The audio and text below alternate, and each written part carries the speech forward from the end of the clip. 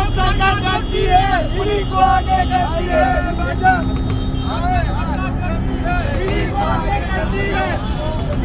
जब सरकार करती है इन्हीं को आगे करती है।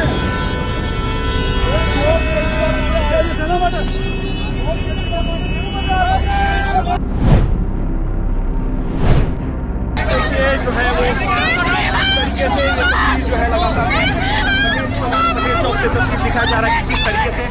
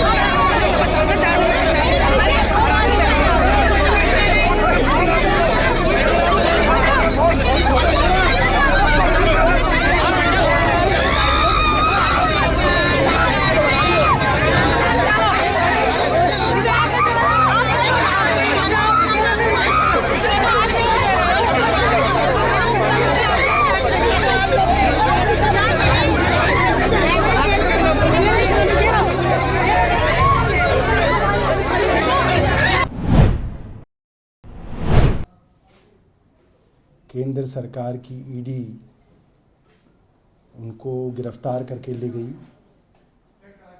और तब से वे ईडी की हिरासत में हैं। कोई साधारण आदमी भी इस तरीके से गिरफ्तार हो जाए तो उसकी चिंताएं रहती हैं, पत्नी का क्या है, बच्चों का क्या है, कौन वकील किया जाए, कैसे बेल ली जाए, क्या बहस हो रही है। और हमारे अरविंद केजरीवाल जी ऐसे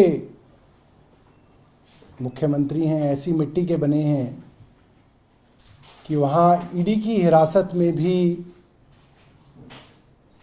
उनको ये लगा हुआ है कि कहीं ऐसा तो नहीं कि मैं हिरासत में चला जाऊं और पीछे से दिल्ली के लोगों की परेशानियां बढ़ जाएं। और एक विषय उनके दिल के हमेशा बड़ा करीब रहा, दिल्ली की स्वास्थ्य व्यवस्थाएं, कि दिल्ली के अस्पतालों में समय पे इलाज मिले, गरीब को भी मिले, मिडिल क्लास को भी मिले, मुफ्त इलाज मिले, मुफ्त दवा मिले, मुफ्त टेस्ट मिले। मुझे याद है कि जब मुख्यमंत्री जी बाहर थे तो मुझे कहते थे कि तू कब जाएगा अस्पताल, कब जाएगा? तो मैं बोलूँगा सर कल जाऊँगा। कौन से हॉस्पिटल जाएगा? मैं कहूँ सर इतने में जाऊँगा। अच्छा ठीक है। तो मैं कई बार फेसबुक लाइव और ट्विटर पे लाइव दिखता था, कई बार टीवी की तरफ से लाइव दिखता था, तो कहते थे अरे तू सीधा ही स्टोर में क्यों चला जाता है, तू पहले खिड़की पे जाया कर, जहाँ पे दवा मिलती है उस खिड़की पे जाया कर, वहाँ पे उन्हें पता नहीं लगना चाहिए कि तू मंत्री है, वहाँ लोगों का पर्चा ले लेकर पूछा कर कि इस पर्चे के अंदर 3 दवाइयाँ हैं तो कितनी मिली, देखा कर कि वही दवाई है या नहीं है, कहीं ऐसा तो नहीं कि दवाई कोई और लिखी है वो दूसरी मिली, और फिर लिखा कर कि कितनी दवाइयाँ मिल रही हैं। पहले मेरे को आइडिया नहीं था, मैं पहले ही एमएस के पास जाके पूछता था कि भाई ईडीएल लिस्ट कितनी है, असेंशियल ड्रग लिस्ट उसमें कितनी मौजूद हैं। कहते नहीं इनके चक्कर में मत पड़, तू बाबू मत बन, पहले खिड़की पे जाया कर। और देखते थे, हर वीडियो को देख के कहते थे कि यहाँ पे तो ये दवाई नहीं थी, तो क्या किया, फिर मैं बताता था कि ऐसे किया ऐसे किया। और मोहल्ला क्लिनिक्स के विषय में कई बार लोग डायरेक्ट शिकायत कर देते थे, तो पूछते थे कि ये मोहल्ला क्लिनिक यहाँ पे है, इसमें तो इतने दिनों से डॉक्टर नहीं है, क्यों नहीं है? इतने दिनों से है तो अफसर ने क्या कार्रवाई की, तुमने क्या किया? एक एक चीज का ध्यान रखते थे। और पता नहीं किस मिट्टी से बने हैं कि आज हिरासत में हैं तो भी दिल्ली के लोगों के स्वास्थ्य की चिंता है। उन्होंने एक डायरेक्शन मुझे भेजी है कि सीएम साहब ये जान के बेहद व्यथित हैं कि दिल्ली के कई अस्पतालों में और मोहल्ला क्लिनिकों के अंदर दवाइयाँ उपलब्ध नहीं हैं। कुछ अस्पतालों में, मोहल्ला क्लिनिकों के अंदर जो मुफ्त टेस्ट होते हैं, जो मुफ्त ब्लड टेस्ट होते हैं और सैंपल्स होते हैं, वो उपलब्ध नहीं हैं।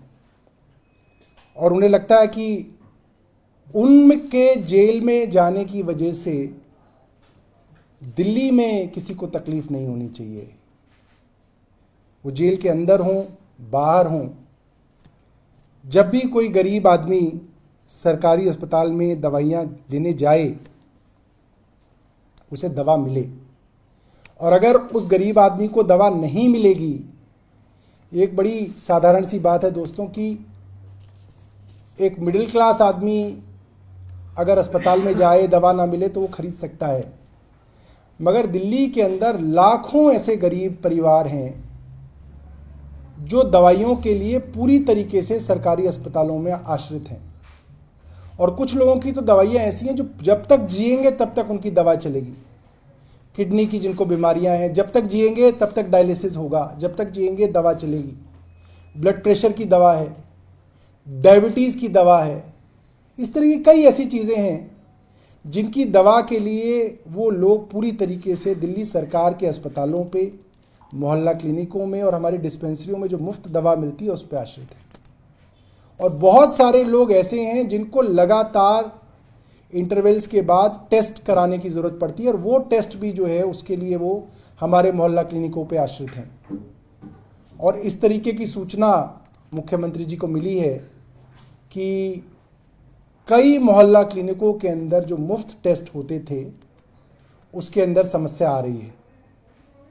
तो उन्होंने मुझे आदेश दिया है कि इसके ऊपर जल्द से जल्द उचित कदम उठाए जाएं और ये सुनिश्चित किया जाए कि सभी अस्पतालों में, मोहल्ला क्लिनिकों में सारी दवाइयाँ और सारे टेस्ट मुफ्त मिले और उनकी उपलब्धता कम ना हो। मैं समझता हूँ कि